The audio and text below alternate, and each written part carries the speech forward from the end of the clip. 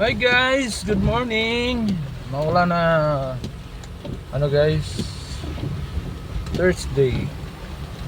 Monday, Tuesday. Tuesday guys. Yan. Wala tayo guys aircon yan. Ang ginagawa lang natin guys, sa likod guys medyo moist na. Ang ginagawa natin guys yan. Base sa natin, na-try na natin kung ano-anong linalagay natin. Napakaganda guys ang gawin nyo. Ito guys electric fan lang guys. Yan, umorder tayo sa TikTok ng fan. Tapos guys,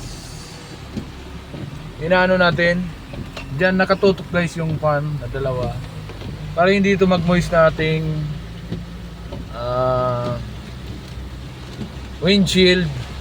Kasi yung car natin guys, may problema yung niya, di pa natin napapaayos yung aircon.